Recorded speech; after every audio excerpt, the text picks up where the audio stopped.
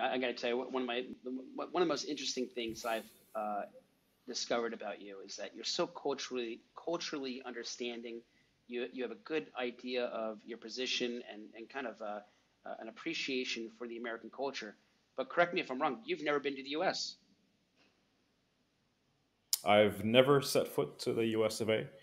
I will be soon, I hope, but never done so. However, I think the soft power of the United States is not to be underestimated. You guys export your culture very, very well, so you've given us every chance to really absorb the culture. And actually, my name comes from a Coca-Cola ad. It's in the mid '70s, and the ad had Randy and Sue, and so my dad decided to call me Randy based on liking the name in that ad. So, That's a awesome. little anecdote for you there. Oh, that's so cool. Very cool. All right, well, let's hop right into it. Your background is what caught my attention initially, what caught Abu's initial attention, being in the position to handle all the marketing initiatives for Disney for the Middle East is just an incredible honor. And having grown your business into this consulting gig and having just a total understanding and commanding understanding of the Middle Eastern market is just an amazing vantage point and very unique. Can you tell us a little bit about what started you on this career path, and was the path just destined, or was this more by chance? Yeah. So um, I don't believe in chance. I don't believe in coincidences. Things are meant to be, and you are wherever you are at any point in time in your life because you're bound to be there. Um, my career started with Shell, with branding.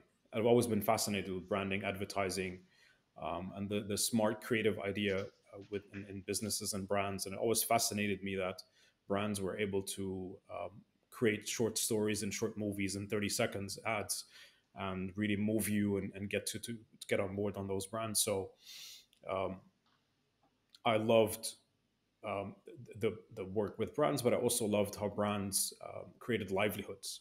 And brands are built around people, for people, but also brands create organizations and brands create companies.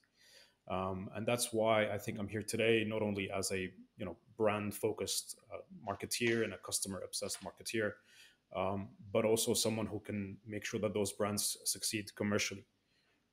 And that path has taken me via Disney. Of course, that's sort of the highlight of my career. But I've also worked with brands like Adidas. I've worked with multinational organizations based here out of the region, regional organizations as well, in both brand and commercial positions. And so, sort of being on both parts of the playing field, that dual language that has afforded me over the years, I think puts me in a place where I can really add value via my consultancy, as you mentioned, and for brands like Rovara. So let's talk a little bit about that dual language that you mentioned here. I mean, for an American or a global consumer who doesn't understand the Middle Eastern market so well, in Dubai, you're brought up speaking what languages, and what is that? What do the Dubai people speak? So, as a person of Lebanese origin, I speak both English and Arabic as mother tongues, and I also speak French fluently. And this is not uncommon in the region here. Dubai, as well as many parts of the Middle East, are very multicultural. We're melting pots. You'd send your kid to school in Dubai today, and you have over 100 nationalities, and that's cool.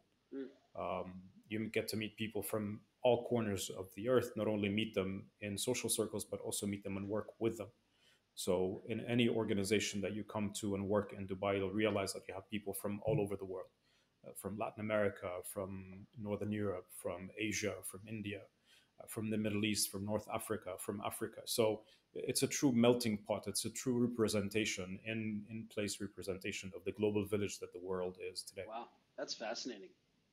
Um, and I guess that really kind of excels you in the region to be competitive on the global landscape. You have to. Um, you cannot survive or have any impact in the Middle East, especially in Dubai, Saudi, the two major hubs in the Gulf region. You cannot really move the needle here unless you have a truly global understanding of how the world works, because your consumers come from all over the world. So there is such a thing as called as the Middle East consumer, But when you look at what constitutes the Middle East consumer, it's a melting pot of consumers from all over the world, and preferences from all over the world, and cultures from all over the world. So, having spent 19 years in the Middle East, because I was in Kuwait before moving to Dubai, over the years you build that muscle, that multicultural muscle, and a muscle of openness. People who live and work in the Middle East are curious by nature. We're hardworking by nature. We're always seeking to meet and to be met. And you'll have, an entire Spanish family spending Christmas at your house, and then on Christmas Day you'll go and you'll spend Christmas Day with people from Kerala, and then during Eid you get invited to a family of coming from Egypt, and then during the other Eid you go and you spend it with a family coming from Tunisia, but you also have Brits and Americans and Australians all around the table as well. And unless you really exercise that international muscle of yours, you can't really make any impact here in the region. So it's really essential for you to be a multinational person if you want to really make an impact and move the needle in the Middle East.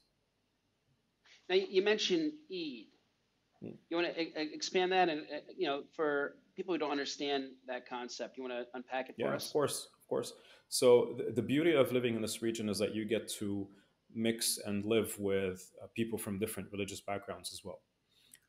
So we are a Christian family. However, there's in the Muslim religion there are two Eids. There is the Eid al-Fitr, which is the end of the month of Ramadan, and then there's the Eid al-Adha, which is sort of the Passover for the Muslim religion. And both are called Eids, both are called feasts and reasons to celebrate, and both involve families getting together and spending time with one another. We also have Diwali, we also have Holi, which are the Indian festivities. And the beauty of it here is that our kids and us as families, we get to celebrate every one of those occasions across the year. So there's really never a dull month here. There's always something to celebrate with someone. That's awesome.